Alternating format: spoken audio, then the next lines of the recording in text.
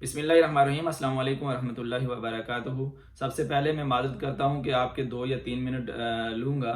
चड़ोई के वाक़े के ऊपर बात करना चाह रहा हूँ। सोशल मीडिया के ज़रिए आप लोगों की गुफ्तगू, आपके व्यूज़ आ रहे थे, सोचा मैं आवाज़ आप लोगों तक अपनी पहुँचा लूँ कि जो ये नाखुशगवार वाक़या पेश आया है, ऐसे वाक़े हमारी सोसाइटी के लिए बिल्कुल ठीक नहीं हैं। लेकिन हमें वो एक बारीक नुक्ता तलाश करना है कि ऐसे वाक़यात पेश आते क्यों हैं। जिस तरह मैंने सोशल मीडिया के ऊपर पढ़ा कि कोई दोस्त ये कह रहे हैं, चूँकि पीटीआई के शौकत फरीद साहब ने गुज़श्ता दिनों अपने एक प्रोग्राम में बहुत जज्बाती तकरीर की थी और पार्टी के कारकुनान को या उनके जो कायद थे उनको तड़ियाँ वगैरह लगाई थी, ये उसका नतीजा है।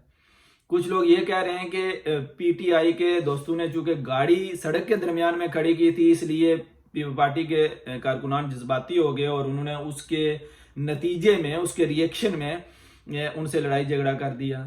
कुछ लोग ये कह रहे हैं कि ऐसा कायद भी क्या कायद है, उसको इस्तीफा दे देना चाहिए जो अपने कारकुनान का तहफ़्फ़ुज़ ना कर सके। और बेशुमार दोस्तों ने तो यहाँ तक भी कहा कि हम सलाम पेश करते हैं इन कारकुनान को जिन्होंने अपने कायद और अपने लीडर का तहफ़्फ़ुज़ किया। देखें, मैं आप दोस्तों से गुजारिश करना चाहता हूँ, वो दोस्त बिलखुसूस जो माशरे की बेहतरी के लिए काम कर रहे हैं, हमारे लिए ये कोई बातें नहीं है, ये जवाज़ बनता ही नहीं है कि हम इस तरह की दलीलें दें या इस तरह की बातें करें या इस तरह के व्यूज़ सोशल मीडिया के ऊपर शेयर करें। हमें इस वाक़े के, हर रोज़ जो वाक़या पेश आता है, जिस तरह नबी सल्लल्लाहु अलैहि वसल्लम की हदीस है कि मोमिन एक सुराग से 2 बार डसा नहीं जाता। हमें इन वाक़यात के नतीजे में जो इसके पासे मंजर में जो इसका सियाक व सबाक होता है, जो इसके अंदर एक बारीक नुक्ता होता है, जो मैं वही नुक्ता आपसे शेयर करने लगा हूं, जो एक बारीक नुक्ता होता है, उसको देखना चाहिए कि ये मामलात क्यों पेश आते हैं। हम वो ममालिक जो दुनिया के जदीद तरीन ममालिक हैं, तरक्की याफ्ता हैं, जहां हम खुद रहना पसंद करते हैं, अपने बेटों को, अपने भाइयों को, अपने दोस्तों को भेजना पसंद करते हैं, वहां ऐसा नहीं है क्योंकि निज़ाम मौजूद है, लोग बाशऊर हैं, कानून मजबूत है। और हमारे यहाँ ये वाक़या क्यों पेश आता है कि कानून मजबूत नहीं है? क्योंकि हम अपनी ख्वाहिश के मुताबिक, अपने पसंद के मुताबिक और अपने बरादरी की बुनियाद पर, इलाके की बुनियाद पर जो है ना, वो हुकूमतों का ढांचा बनाते हैं और हम कानून के जो तरीकाकार होते हैं वो हम मुंतखब करते हैं।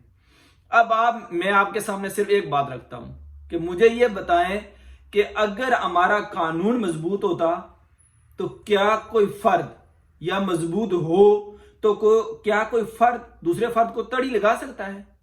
क्योंकि तड़ी लगाना बुनियादी तौर पर दूसरे को जज्बाती करना होता है, जिससे माशरे का अमन बर्बाद होता है, सुकून तबाह होता है। ये बुनियादी तौर पर ये कानून की वायलेशन है।